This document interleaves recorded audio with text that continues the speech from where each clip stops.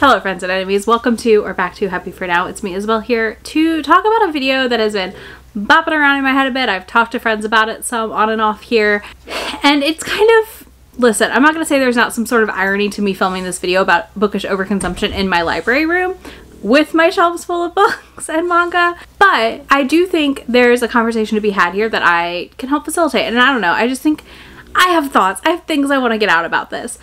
I think it's really interesting how reading as a hobby and overconsumption have turned into a honestly really interesting discussion at times, but also a very repetitive discussion that I don't always see in other spaces where we're judging overconsumption. And I think there's a reason for that, and I think some of it's class dynamics, like your social class, money class type stuff, which but also I think some of it is a moral thing where some people feel as though they are morally superior to not own books or things like that. So we're gonna have a couple timestamps down below if you want to hop around. This is gonna be a chatty discussion video. So grab a drink, grab a snack, let's dive in. Let's frame this conversation before we even fully start with some of my thoughts. I do want to frame this conversation. I did some Googling, I did some research, I looked into statistics, and I was curious because I've been getting the average adult spends $250 a year on their hobbies, and I was like, that can't be right. That feels low. And I do think, as we have this discussion, there are people who will say that you shouldn't spend money on your hobbies if you're poor or things like that, and I'm not one of those people. I fully disagree. I think everyone deserves to be able to buy a thing they want to buy, no matter where they are in their life. And if that's scrimping and saving for a year to buy a thing, that is absolutely allowed, and there's nothing wrong with that. You aren't inherently less allowed to have a thing due to your income status. That's bullshit. So I feel the same way about hobbies. Just because you're poor, I don't think that means you don't have hobbies and that you shouldn't be able to buy things in your hobby space. So on that note, I found a CNBC article had data from 2022 that said the average adult spends $3,458 a year on their hobbies, which is approximately $288 a month. If we were buying hardcover books that are $30, I'm just averaging here, right? We're just gonna flat out say $30 book. Obviously, most of us are not spending hardcover price on a book, but I just think it gives you I think that just gives you the best general pricing. You would be able to buy 9.6 hardcovers in a month. So 9, or you could round up to 10. So 9 or 10 every other month, right? We'll say. That's not a ton of books, really. That's 120 books in a year, or a little less than, but you get what I'm saying. If you bought 10, that would be 120 books in a year. That's not that much. That's really not that much. And I'm not doing the math if you alternated how many you bought each month. So I do think, I think keeping that in mind is an interesting point. I don't spend that much on all my hobbies in a month. I will say that. I do not spend that much on all my hobbies in a month. In a year, I think I probably do spend that much, possibly, on all my hobbies. But yeah, it's definitely not 250 plus bucks a month. And I think the other part of this conversation is overconsumption has been in the conversation in various spaces, from makeup, fashion, just influencer people stuff in general, the pack my Stanley with me, things like that. It is everywhere. It is pervasive because we live in a capitalist society, and part of that is consuming products and making money for businesses and corporations, right? So you need to remember that in this conversation as well. I don't think we should demonize people for participating in capitalism always when that's what's here. That's kind of your only choice at times, you can't necessarily survive without participating in capitalism in the States and most places. So that's, that's a frame of reference. But yeah, I definitely see this conversation in other spaces that I'm in on the internet, and I think it's just interesting. All right, let's talk about the reasons why I think the bookish overconsumption conversation is not the actual conversation we're having, because I think we're having a different conversation or two different conversations at the same time at times. One thing I want to point out, I feel like the bookish space does have male presenting readers in it. Obviously, it is not only female presenting readers, people of all kinds of life in the bookish space now, especially with things like TikTok, because it is so much easier and more accessible to post content for anyone, right? All you need is a phone, literally a phone, and you could post a video. So I think that has expanded who we see on the bookish internet spaces, which is fantastic. But I find it interesting that I don't see the overconsumption conversation happening in spaces that would be viewed as, by society, a more male-dominated space. I see the overconsumption with fashion, makeup, bookish spaces, though it does have a mix, I do feel like I see it there. I see it in those places. I don't see it in tech. I see people talking about the issues with the Congo and all of that in tech, but it's not men in tech. it's women talking about it. I don't get the tech bros on TikTok talking about different tech stuff because like I love technology and stuff. So like I like watching those videos. I find it interesting. They aren't having the same conversations we're having on other people's platforms. So I'm just saying, I have noticed that I feel like if it's viewed as, even if it is not actually that, a woman or female dominated space, it seems to just, overconsumption is nothing, which is fascinating because do you know what I found out? Men lead women in spending. Men actually spend more than women every year on their hobbies and like extra things, eating out, entertainment, all of that. Isn't that interesting? Isn't that interesting? I don't know. I find that really fascinating. I also think another part of this conversation that's happening is for those not in the bookish space or lightly in the bookish space, sometimes view reading as a weird hobby. Reading is not a weird hobby. Flat out, this channel is not the place for that. It is a completely normal hobby.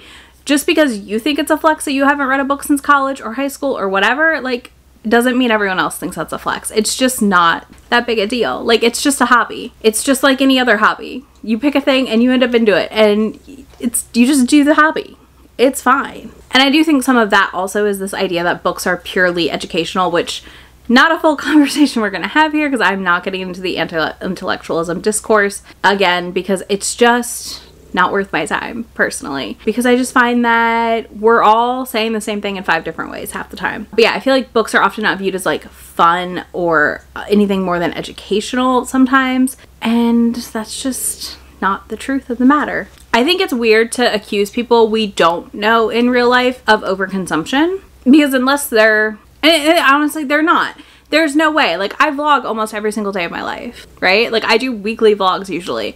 You see a lot of my life. You see a lot of my spending. You can't fully judge what I buy though, because you don't see the full picture. You at most have, we're gonna call what it is, basically a parasocial relationship with me, right? And that's okay. Like, I have parasocial relationships with influencers too, because I watch videos as well. But you know, you don't know what my income is. You don't know what my debts are. You don't know the full wash of my finances, right? And you don't get to, because it's not your business, right? At the same time, like, there are situations where it is your business and there are situations where it's not. If I was a finance channel talking about like paying off debts or investing, I probably would be sharing all of that information, but I don't do that because that's not what I do here. But I don't think you can judge like how much manga I own and what I buy in a month completely, because you don't know how I'm affording that, or if I am, or what, you know, like what's going on there. And I will say this, like, I understand judging when somebody like does a massive book haul and then is complaining they're broke. That is different. But also everybody has a different scale of brokenness. Some people feel like they're broke if they have less than $100 in their account, if they have $0, if they're negative. Like, everybody's range of where broke is different also. So like, they may be saying they're broke, in your mind you're like, oh my god, they're negative, or they're at $0 in their account, and like, really they have hundreds of dollars in their account. You just don't know. You know what I mean? Like, you do not know what each person's level of brokenness is. So like, that part of it also I think makes the like judging of someone's spending weird, because I'm just like, you literally don't know. You don't know if they have student, like, you just don't know the breakdown of their finances or their job necessarily. The next thing, there's an attempt towards morality here in this conversation often. One of them being basically like, is someone inherently better than me because they have a room full of books? Or am I better than them because I don't own physical media? You know, am I better than them because I only buy, for me, most of the books I own I've read, right? Like, am I better than you because I have a bookshelf full of mostly read titles? Anything flipped around like these? Not these. These I haven't read. But for the most part, I have read most of what's in my library. There are more books read in this space than unread. So like, am I better than you because you have a whole TBR shelf and I opt to use my Kindle in my library a lot and KU and things and then buy favorites? No, it doesn't matter. This isn't a morality thing. None of this makes me better than you as a human. I do think, obviously in that conversation as well of like overspending and stuff, I think again, it comes down to such an individualistic take. Because if you find that you are overspending on books to the detriment of your quality of life, yeah, absolutely reduce your spending and do what you need to do to get shit handled, you know? Like, be an adult. I'm assuming you're an adult watching this. And I will say also on this part, you know, I sometimes see like when people are mad about book hauls, I feel like there's 2 key components. One, I think there's some jealousy sometimes. I think people are, and it's fair. It's fair to be jealous. I watch people buy like designer bags and stuff sometimes and I'm like, man, That must be nice. Could I save up and do that? Probably. Do I want to? No, not really. So I'm not going to. I'm fascinated watching people buy Hermes bags. I think it's a fascinating process, like that you choose to be treated like shit to buy a very expensive purse. Wild concept to me. I will happily buy a just other French leather company brand if I really want a purse like that's similar vibes but cheaper, like literally gobs cheaper. So yeah, like I just think it's interesting, right? There's a world where I own more designer stuff than I do, sure, but I also prioritize other spending. So like I don't sit there and watch those videos and be like, how could you ever have that much money? Because I don't know their money situation. I have no idea. I don't even know if all the Birkins they're showing or whatever the frick bag it is are real, because I don't care enough to investigate. Not to say people are like buying fake books. They could. You listen, apparently there's counterfeit books. I don't know. But I think there's a jealousy aspect in this sometimes where you're like, you see someone living the life you want to live. And I get that. I totally do. I am someone who has lived in a variety of ranges of income, and I totally get looking at other people's spending and being like, wow, what is it like to be able to just drop $200 on a thing? Or, you know, I easily triple stamps at Barnes, drop 100 plus on manga. I'm sure there are people who are like, what's that like to just be able to do that without thinking? And I get it, because I couldn't do that 10 years ago.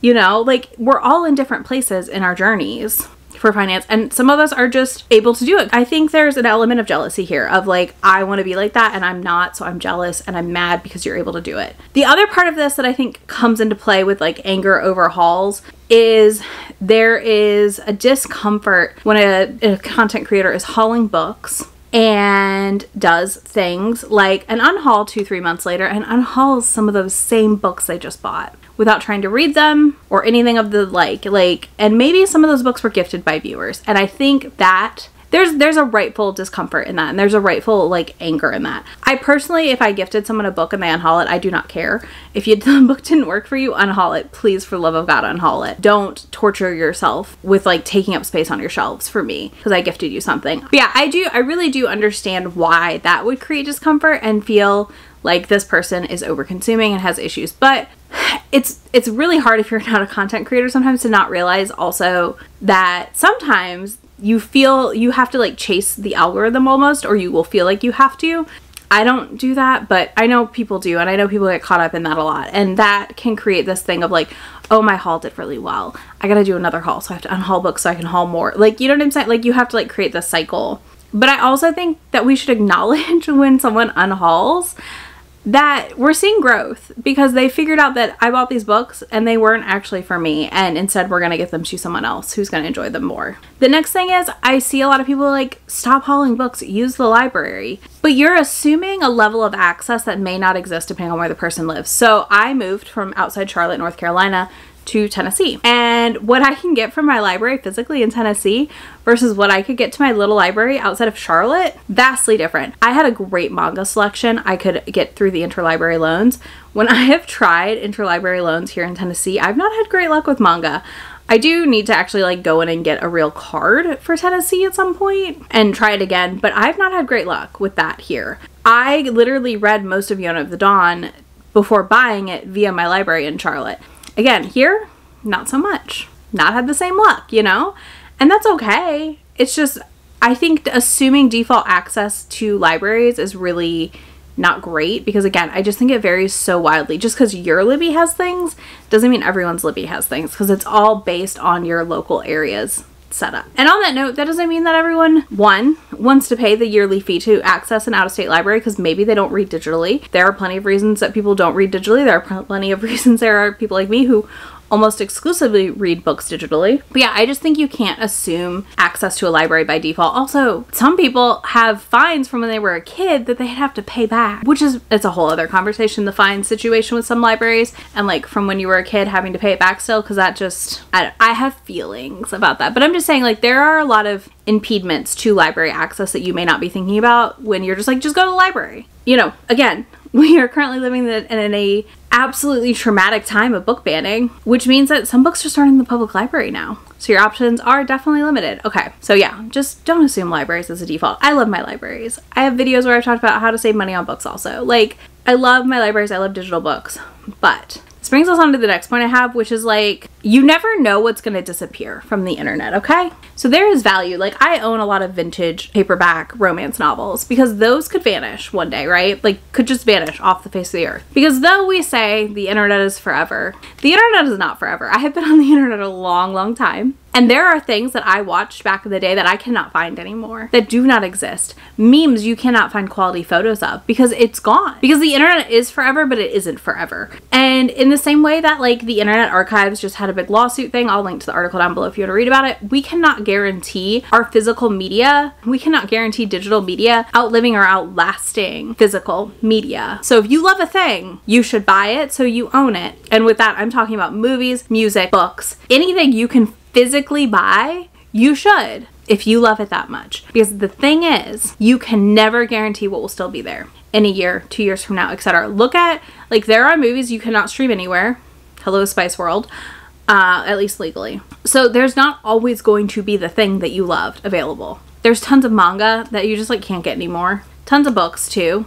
You just don't realize it because it's not the thing you're looking for at this very moment. But it is so impossible to guarantee the existence of a thing you loved 15 years from now if you don't just buy a physical copy and own it.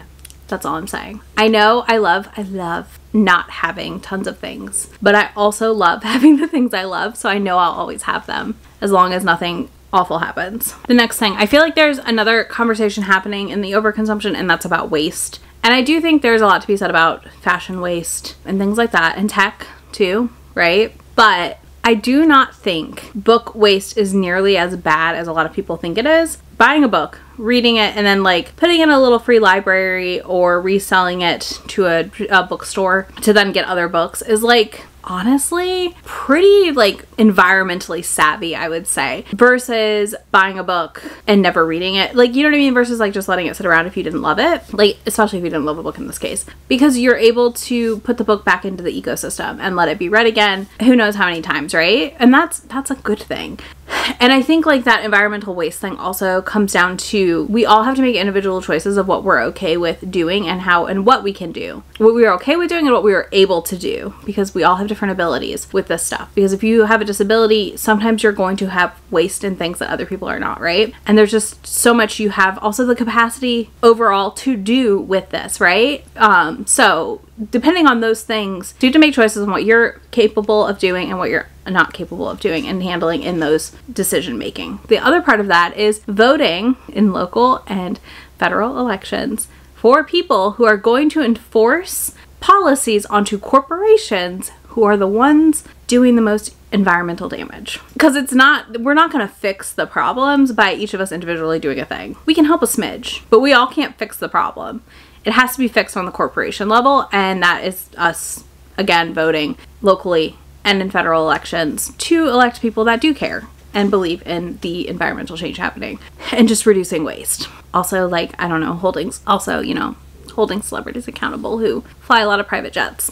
I'm just saying. I think it's a lot to expect an individual consumer to be solely responsible for the corporate greed waste that happens because they want to make more money, not protect the earth. Just saying. And then lastly, okay, so some things that I think we could improve on in the bookish space as far as how we discuss hauls and bookish overconsumption, right? I think we should stop maybe with the like, I was sad today so I went book shopping. Like, we don't need to do that. Like, y'all, let's find a little bit better dopamine menu items to like bring up our happiness. Also, the way in which we often see people constantly going on to no or low buys, but right before that happens, excessively buying books or knowingly like breaking it on purpose, almost like for the attention. I feel like just don't go on the no buy or low buy. If that doesn't work for you, find other ways to make it work for you, you know, if you are trying to reduce your spending. And if you're not, and that's okay. And then the other thing I think is people who act like because you can afford books on your shelf means that you are a billionaire, basically. Like, almost like you are someone who would suffer from the unrealized capital gains tax, which is like no one on BookTube that I'm aware of, because that would be a lot of money, and I just don't think you're on BookTube if you have that kind of money. Maybe you are, I don't know, I could be totally wrong here. Someone in the comments would be like, this person is filthy rich, and I'll be like, okay. I'm just saying, most of us aren't like 100 millionaires, okay? Like, I don't think most of BookTube is even a millionaire.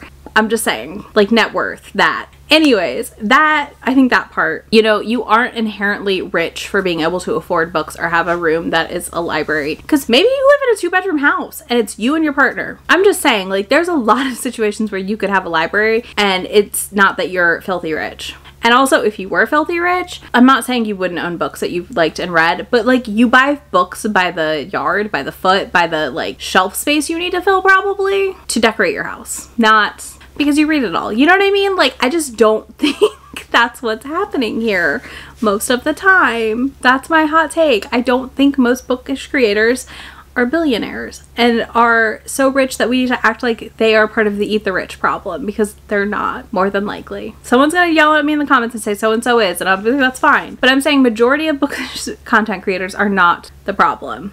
Okay. So what do I think we can do to help with this conversation, adjust how this conversation goes, just create a slightly like less of a like reaction to overconsumption in the bookish space? I think one thing we can do, which is gonna be a hot take, is stop buying every single pretty cover that comes out for a book series you love. Listen, I do it. I have done it. I have, this is for my friend, but I have a custom, and then right here, oh my god, I'm backward. I'm inverted, so I can't. And then over here I have the Illumicrate Bride edition. But you know what I don't do? I own multiples of books I love, right? I do. But I also pick and choose. I don't buy every single one. I have a French edition of The Never King. I love that book. It's a beautiful edition. I'm happy to own it. I own Abby Jimenez's from Steamy Lit, right? But I only buy the Steamy Lit edition. I know. Wild concept. But yeah, I will limit what books I own like multiple copies of, and usually I cap myself at 2 versions. So like that helps. I feel like it helps. But yeah, just like don't buy every single cover because it's pretty or because it's a special edition, because that's going to help reduce the market for this stuff and it's going to be less of a thing. Same thing to like limit the response to things like we're releasing another edition of Fourth Wing with the sprayed edges but in paperback and blah blah blah blah blah. Like, ignore it. Let those sit on themselves. Let those sit on the shelves. Let them hit the clearance bookstore. Buy them then. You know, like, do that. The other thing is, I'm gonna say, don't engage with the content you don't like. Scroll. Don't click on the video thumbnail. Just don't engage. Because honestly, the best way to tell a content creator you don't like something isn't the thumbs down button on a video. It's not watching. It's not watching the video. It's scrolling. Don't like it. Don't engage. Don't comment. Just keep on moving. That's your best bet. Literally your best bet to tell someone you don't like it. And also to make it so that content doesn't keep getting served to you. Because if you tell the algorithm enough times you aren't going to watch a thing, guess what? It usually vanishes. The other thing is, I think we have to remember this is an individual decision on what is and isn't overspending for us in books. I am someone who's been trying to read down my own TBR for 2 years now, and it will continue on into next year because I have so many digital books that, though I don't mind the digital clutter overall, I just would like to see a lot of progress. I'm still seeing progress. I'm like 200 plus books down this year. We're doing great. But it's going to take me a long time to get there because I'm not going to read 1,000 books in a year. But yeah, this is such an individual thing that you have to decide what you're comfortable with watching content-wise, what you're okay with consuming, and what doesn't make you feel bad about your consumption, right? So if hauls make you feel bad, don't engage. If unhauls make you feel bad, don't engage. Just don't engage. Again, it is the best way to make a content creator realize something is not working. Don't engage. But on that note, like, again, do what's best for you. And it's okay that it's not the same thing that's best for others. It's all such an individual choice. Some people don't mind to have a giant TBR. Some people only want a giant digital TBR and a minimal physical TBR. Some people want to read what they own, like me, who's been trying to do that for a while. You know, it just varies. We all have a different limit to what is okay and what isn't okay on that front. So just, you know, make your choices. All right, and next we have the one other thing I think we can do is vote in elections to put people in power who are going to limit corporate waste. This is the same thing. We can hold publishers accountable for what they do action-wise. I don't know a ton about publishing and like waste in publishing, but I'm just saying if there's a big problem, we could address that as a community. We've done it before.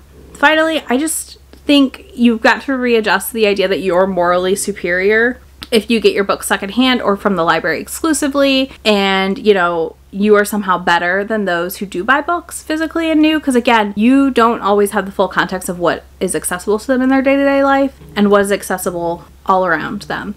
So there's that. So I just think you've got to remember, like I said, this is individual. It does not make you better or worse as a human for what and how you consume books. I'm just happy you're reading. But on that note, I think that's it for this video. I would love to know your thoughts on bookish consumption and overconsumption and that whole situation, specifically in the bookish space. Let me know in the comments how you feel about it.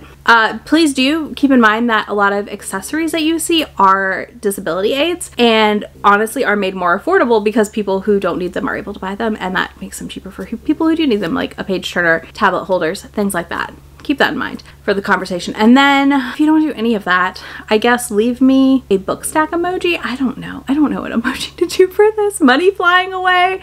Book stacks and money flying away. There we go. We've got our emojis. You can find links to be my friend anywhere on the internet that I am. And yeah, I will talk to you all in just a few days. Bye. Already packing, come with me. I'm not really asking. We'll get away to a place where we don't know. About to see the world in action, what we can be. Life with no distractions. We'll get away.